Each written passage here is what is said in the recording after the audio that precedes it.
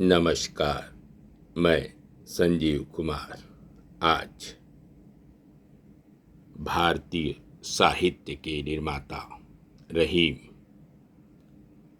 इस पुस्तक के लेखक हैं विजेंद्र स्नातक।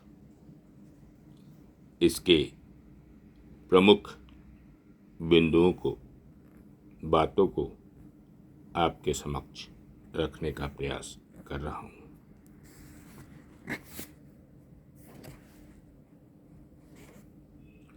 रहीम अब्दुल रहीम खान खाना 1556 से 1627।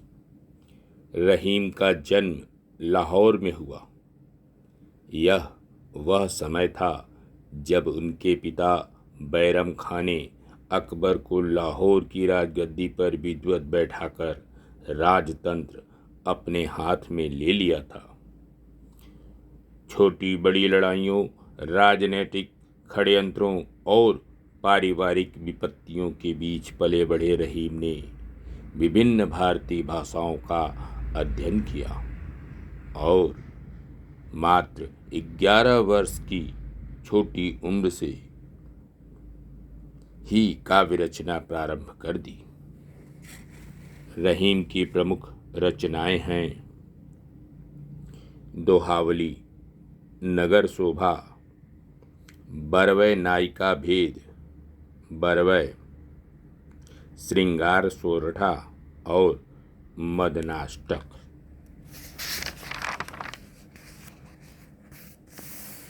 आचार्य रामचंद्र शुक्ल ने रहीम की प्रशंसा मुक्त कंठ से इस प्रकार किया है।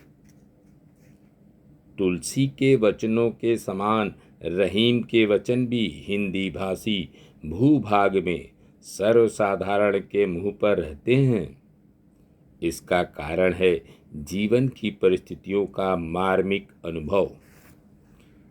जीवन की सच्ची परिस्थितियों के मार्मिक रूप को ग्रहण करने की क्षमता जिस कवि में होगी वही जनता का कवि होगा।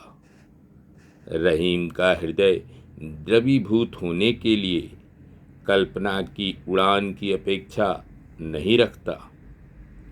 वह संसार के सच्चे और प्रत्यक्ष व्यवहारों में ही अपने द्रवीभूत होने के लिए पर्याप्त स्वरूप पा जाता था। प्रस्तुत विनिबंध के रचयिता डॉक्टर विजेंद्र स्नातक हिंदी के वरिष्ठ आलोचक और सुपरिचित लेखक थे।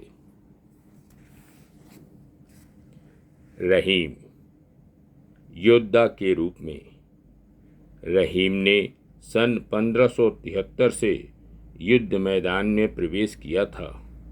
उसके बाद इनका युद्ध क्षेत्र से चिरकाल तक संबंध बना रहा। जहांगीर के शासनकाल में रहीम को लंबे समय तक उपेक्षा और अनादर के साथ दिन काटने पड़े। रहीम का यह बड़ा दुर्भाग्य था कि उनके पुत्रों को शासन में उच्च पद मिल रहे थे, किंतु अपने व्यसनों के कारण उनके पुत्र अकाल मृत्यु को प्राप्त हो रहे थे। शाहनवाज अत्यधिक मद्यपान के कारण 33 वर्ष की आयु में चल बसा। इसके कुछ ही दिनों बाद उनके दामाद की मृत्यु हो गई। पुत्र हैदरी का भी मद्यपान के कारण देहांत हो गया और पत्नी भी अल्लाह को प्यारी हो गई थी। रहीम की पीड़ा का यह अंत नहीं था।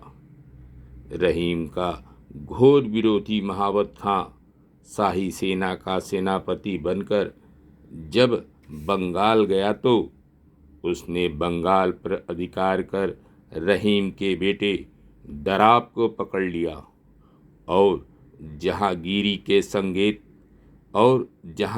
के संकेत पर दराब का सिर काट दिया। सिर काटकर उसकी दानवता का एक कदम और आगे बढ़ा। उसने विभत्स रूप से कटे सिर को थाल में रखकर रुमाल से ढककर रहीम के पास यह कहकर भेजा कि आपके लिए तरबूज पेश है।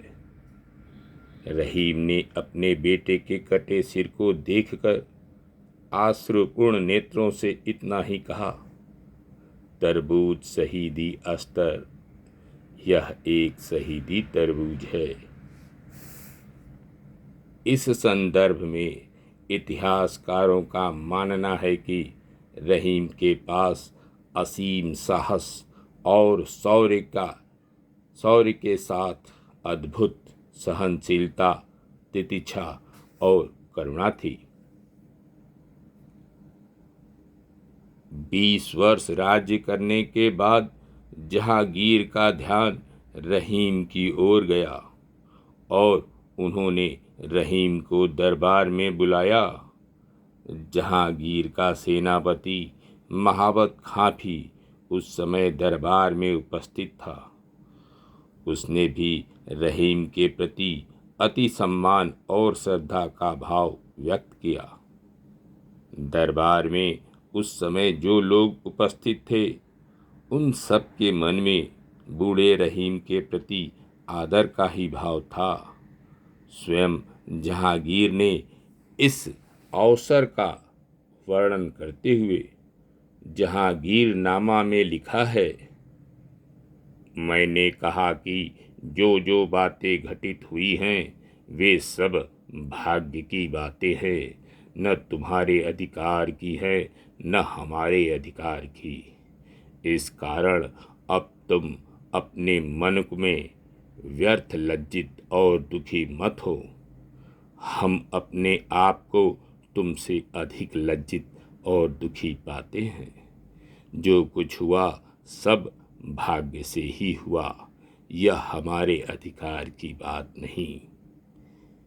इस पश्चाताप की भाषा में जहांगीर के मन का विषाद और नियति का विधान ही बोल रहा है।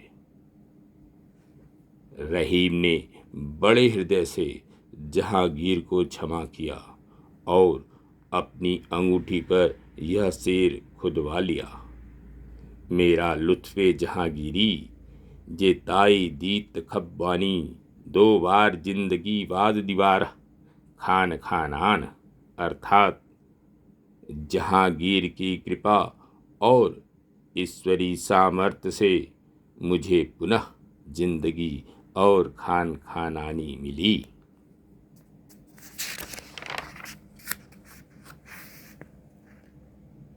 रहीम का प्रभावी व्यक्तित्व।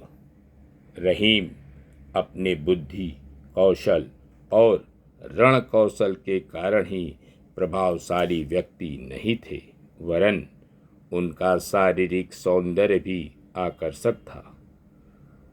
उनके रूप सौंदर्य का वर्णन कवि गंग ने इस प्रकार किया है, गंगौंच मौंचे जमुन अधरन सरस्वती राग, प्रगट खान खानान के कामद वदनु प्रयाग। अर्थात रहीम का मुखमंडल कामद प्रयाग है। इनके गोरे गालों को गंगा, काली मूछों को जमुना और लालिमा पूर्ण अधरों को सरस्वती समझना चाहिए। धन्यवाद। नमस्कार। शेष अगले अंक में।